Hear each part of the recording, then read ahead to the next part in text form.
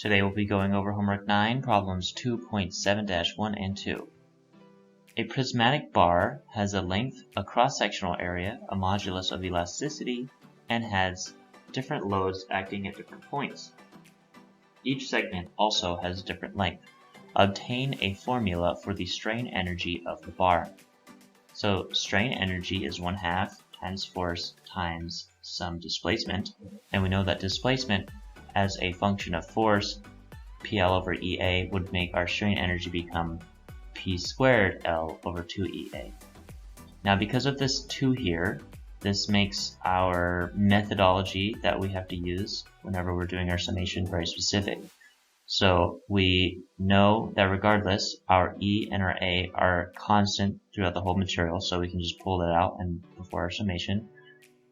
And when we know that L's are going to be different and our P's are going to be different. And when we're looking at our P's, let's start with looking at the P on the far right of our beam.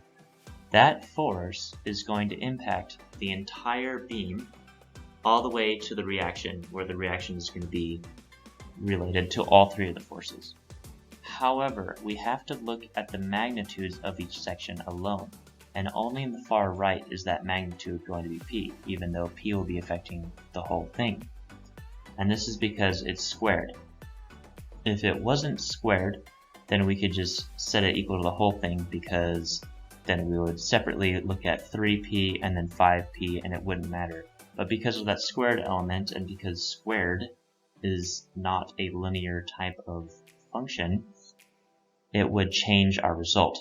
So here we're going to have P squared times L thirds, since that's our P value is just P and our length is L thirds.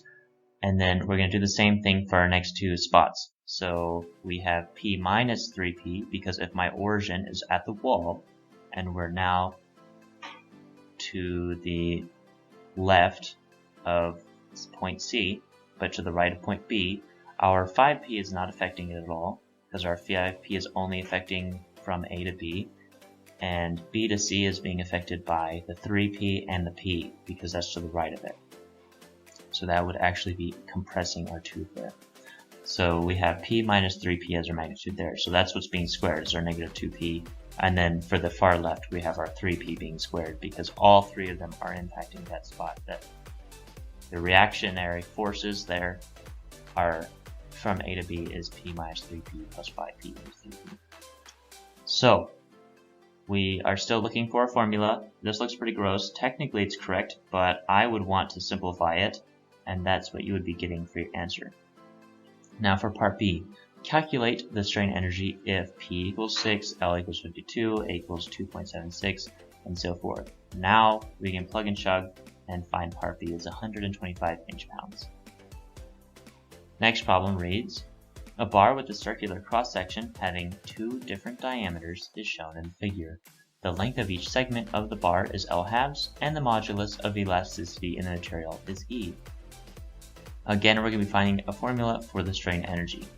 So we have a sum of P squared L over 2EA, and if we look at our little figure here, both L's are going to be the same, our E it says is the same, A will be different, and P will be the same.